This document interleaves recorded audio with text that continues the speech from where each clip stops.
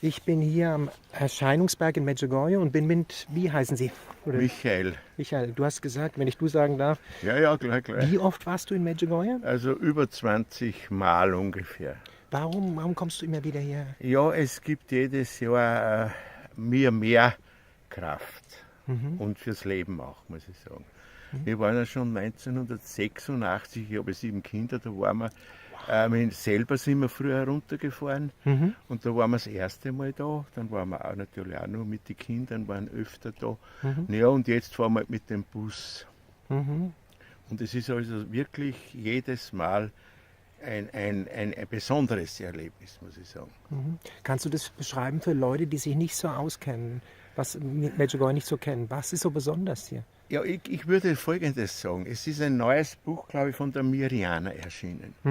Allen Leuten, die nicht daran glauben oder die Zweifel haben, die sollten dieses Buch lesen. Das liest sich wie ein Kriminalroman. Mein Herz wird gewinnen, das Na, das im November, ich weiß es ein nicht, ganz das heißt, neues im Buch. November ist herausgekommen. Gut, das kann man finden. Und das in der Buch gibt es bei uns da in Medjugorje, kriegt man es auch und man kann es auch so bestellen. Aha. Man bekommt es überall. Wunderbar. Und Sie waren immer katholisch, wenn ich fragen darf? Ja. Nein, ich war schon also meine Eltern auch natürlich.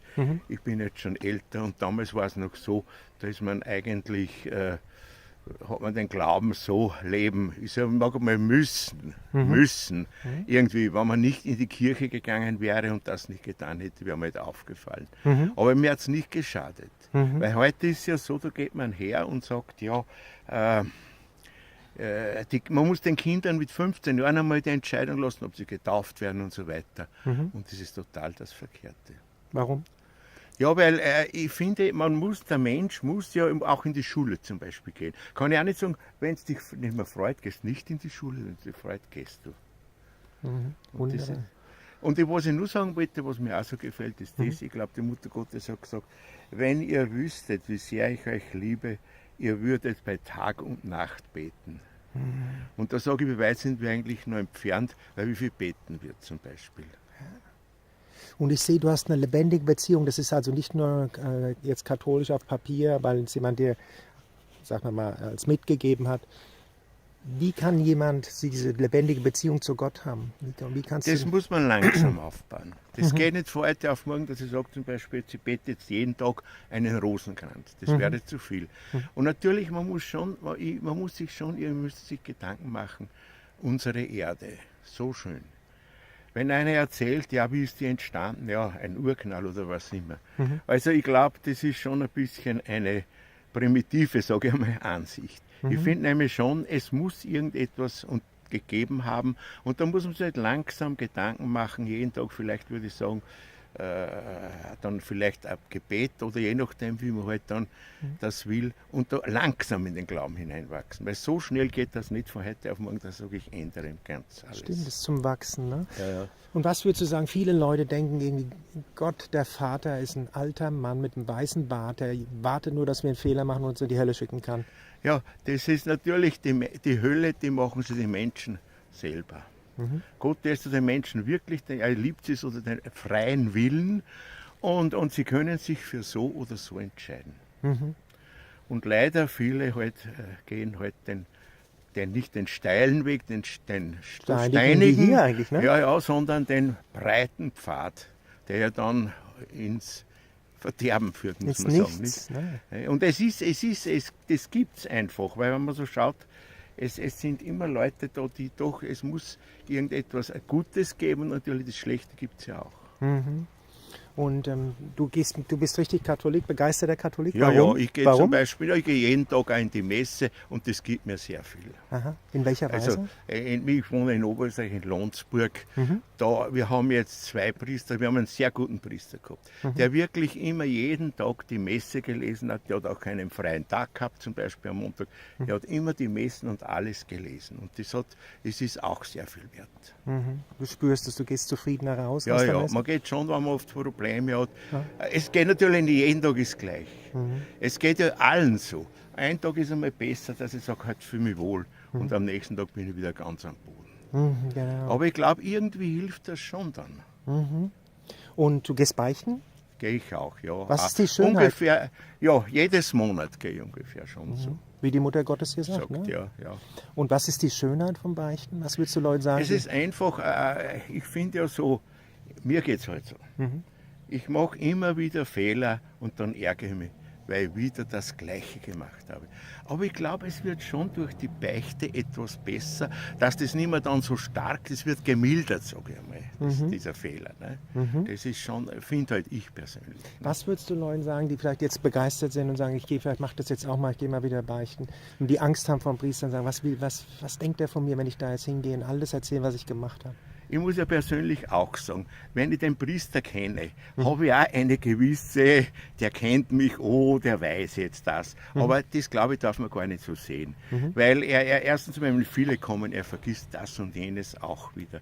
Und ich finde, es gibt, man müsste sich einen Priester suchen, mit dem man wirklich gut Kontakt haben kann, dass man mit dem sich ausspricht. Und man muss ja gar nicht beichten zuerst, sondern man sagt, du, so schaut's aus bei mir und was würdest du mir raten?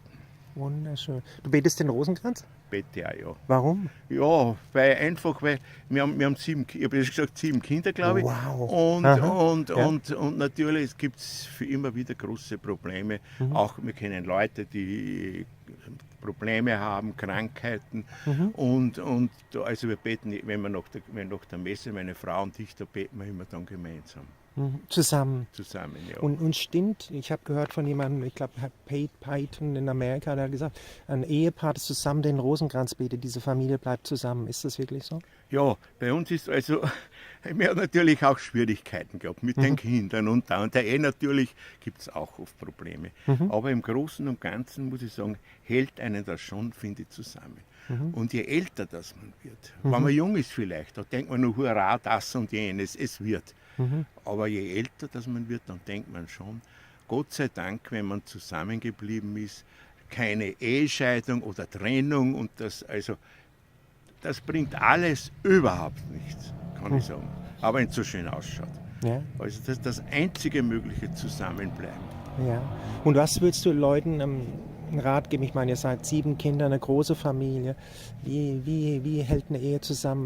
Gibt es da ein Geheimnis irgendwie dafür? Nein, es ist so, also je mehr Kinder finde ich, desto mehr hält die Ehe. Je mehr Kinder. Je mehr Kinder hält die Ehe mehr, Ehe mehr zusammen. Das finde ich schon, das ist, weil es sind da, dann kommen die, und wir sind ja auch schon älter jetzt, und da freut man sich dann doch, wenn die Kinder wieder kommen und das und jenes und da ist etwas, die Enkelkinder kommen. Also das kann ich sagen, weil solange man jung ist, vielleicht versteht man es nicht.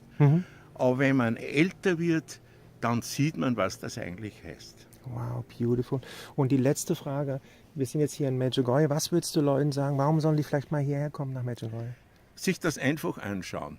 Ich habe schon viele gekannt, die sind mit uns auch teilweise heruntergefahren, die nichts gehalten haben. Die haben gesagt, da sind lauter so alte Mandal und Weiberl da, die da Mess feiern und ein bisschen so. Und dann war die unten, diese Anbetung, die vielen Jungen und so weiter. Und die haben gesagt, na, das ist ja ganz ein Glaube.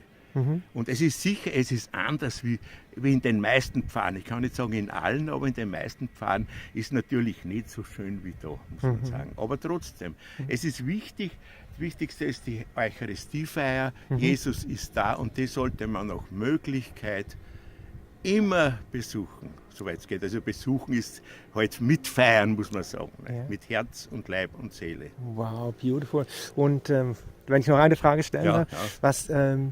Ich meine, ich treffe hier viele Leute, die suchen einen Ehepartner. Was würdest du denen Rat geben? Ich meine, du bist jetzt verheiratet.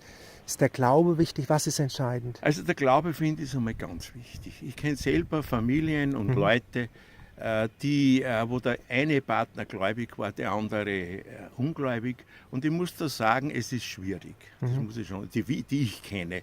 Und sagen wir, wenn jetzt da die Ehefrau wirklich, die muss dann, sagen wir, die ist gläubig, sage ich einmal. Meistens sind es ja die Frauen dann, die Gläubigerin sind. Und der Mann nicht so, die muss dann schon sehr stark sein, dass sie auch den Glauben leben kann. Das finde ich. Also es ist einfacher, wenn man gleichen Glauben hat. Wenn man einen Partner natürlich mit gleichen. Und was würdest du sagen, was ist, ich meine, du sagst, es ist der Glaube, der katholische, was ist für dich die Schönheit vom katholischen Glauben? Wirklich die letzte Frage? Ja, es ist einfach, erstens einmal, ich muss sagen, es ist die einzig wahre Religion. Jesus Christus. Und der hat wirklich, und das hat sich durchgezogen, 2000 Jahre Geschichte. Und es gibt Abspaltungen, von denen ich aber nichts halte, weil der gerade Weg von Petrus und den Nachfolgern ist einfach der katholische Glaube. Und die Schönheit für dich? Die Schönheit natürlich auch. Ja. Man ist geborgen. Ich habe schon zuerst gesagt, es gibt oft Schwierigkeiten, aber im Grunde ist immer wieder dann eine Lösung da. Wow. Da glaubt man, es ist schlecht, aber dann plötzlich, Kommt kommt das Licht wieder. Oder es ist schön. eine Hilfe, himmlische Hilfe. Ja. Wow. Ganz lieben Dank für das Interview. Bitte.